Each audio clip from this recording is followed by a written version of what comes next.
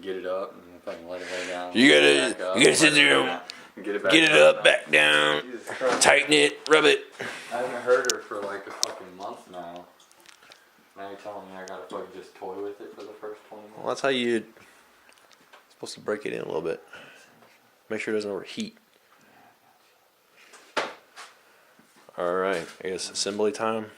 Well, we gotta switch. I'm gonna go ahead and switch all that shit, repackage the old heads so we get these boxes out of the way. Then yeah, I'll set these heads off to the side. We'll start getting the pistons ready. We're basically, and what I was thinking is that we're gonna have to put the motor back in before putting the heads on, for the simple fact of the bell housing bolts. Yeah. Yeah. That would kind of suck. And then but it will be easier to build it inside there because we don't have none of this in the way anymore. And we can build it from back to front. See what I'm saying? Put everything that would, build the engine from the back to the front basically. Put everything together as you come out and then put everything. You don't need the radiator and shit in until the very end. Right. Yeah. Usually first thing to come out, last thing to go in, basically. So I think that's how we're gonna. I've been thinking about it for a minute because I feel like if we build the entire engine, as awesome as it'll look right here, we're gonna have a real big pain in the ass getting our hands, our tools, past our heads. Yeah, it's not like we haven't put the heads back on it in the truck anyway. Whatever. Yeah, like we've already done it. We've already torqued them down. I know it can be done. So why not just do it that way? To give context, we took the heads off this and we put new head gaskets on it and torqued it back down and did a compression check. So this is a compression check on the driver's side before we touched the head gasket. So 150 in the front, 95 on that cylinder that obviously had the water jacket blowout in it. That makes sense why the compression was low. 150, 150. So we put a new head gasket in it and it didn't change it at all. So opposite side was all 100. Yeah, this entire side was 150. That's why we didn't even mark it. Right, and this is done with a advanced auto compression checker, whatever they have at the front desk. My Harbor Freight, no, I don't know if it's Harbor Freight, but it's like Amazon basic crap. It said 120, 65, 120, 120. So it was exactly 30 off from whatever this said. So we know they're all good, but we put that new gasket on, didn't change anything. So at that point we did a leak down test and the valves were kind of leaking a little bit, but there was an awful lot of noise coming out of the intake port. Like you just stick your hand over it and because of the leak down test, we actually fixed this. Oh yeah, compression. This old ass compressor. So this compressor is like from the 1960s, 70s or something. Put this new belt on it. It needs a new bearing. Needs a new filter. We put this new cord on it. Oh yeah, so at my place there's not a place to hook a 210, 220 volt. So that's a dryer plug-in. And he just unplugged my dryer and bam. Yeah, just unplugged dryer plug-in and then we got this nice little cord. Harbor Freight hose, Harbor Freight regulator and filter. Harbor Freight tools. Harbor Freight stuff, whatever. If it breaks, I'll go buy something nice. But yeah, we're like balling to make this work. We're hitting buttons on the wall, bro. My bad. I backed into that. Yeah, I need a. Us running around. We definitely have, as you can see, guys. We have a a little bit of cleaning up to do before we even start putting shit back together, so we don't God. shit as we clean shit. Now, right now, before we do anything any further, do you want to get some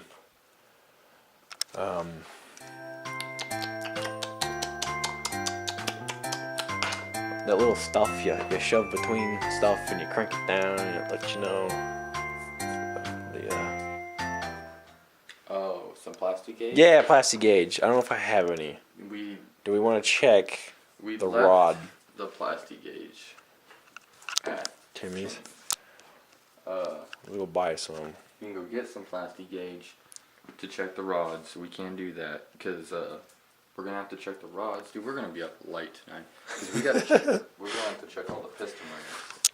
I think the piston rings are fine. I think the piston rings are fine. I'm gonna say put 2 sets in. Yeah. Measure it. If the 2 sets are good, I'm gonna assume the other 6 are. Cause That's what I'm. Yeah. No, I'm not gonna go all 8. Yeah. Because this.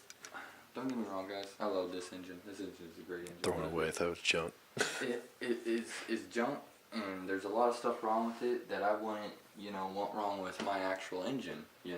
That this guy, the engine, the guys before me, the people before me that's owned it, have done some stuff. There's minor, small stuff in here that I just don't like.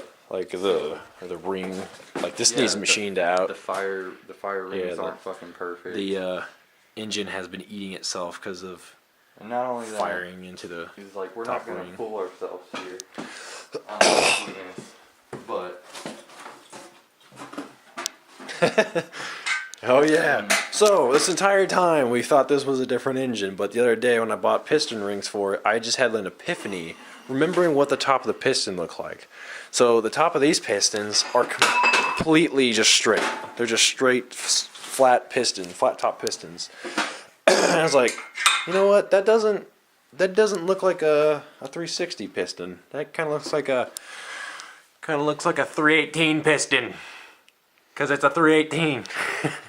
It's a 5.2. It does. So finding out that I was lied to on what type of engine was in here in the first place, not that there's an immediate amount of difference on a 5.2 and a 5.9. I mean, you can basically stroke this out Yeah.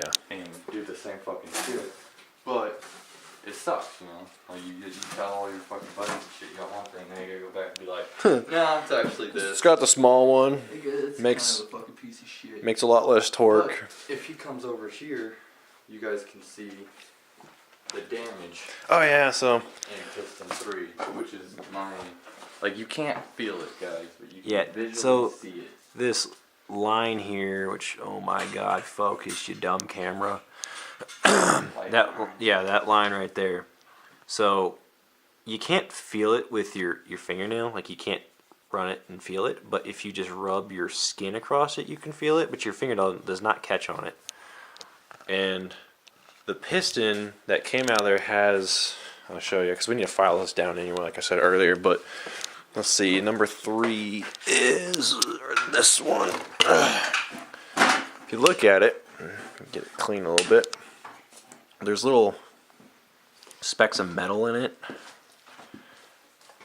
Oh boy, come on, you can focus. You can do it. You can do it. You can do You it. can do it. I have buddy. pictures of this, so I might as well just post them on the screen right now. But there's flakes of metal, right?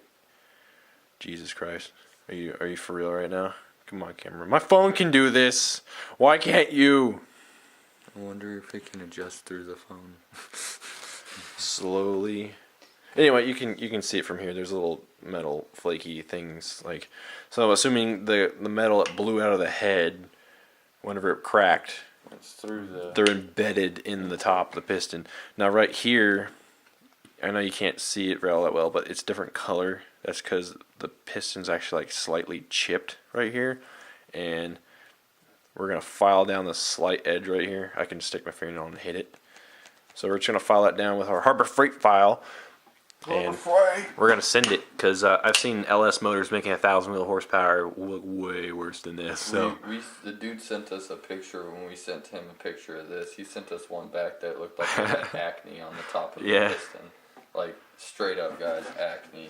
It was covered. He was like, it's still going, still racing. I'm trying to remember what video I watched, but I remember on the Sloppy Mechanics page, this guy had a 1,100 wheel horsepower stock bottom in LS.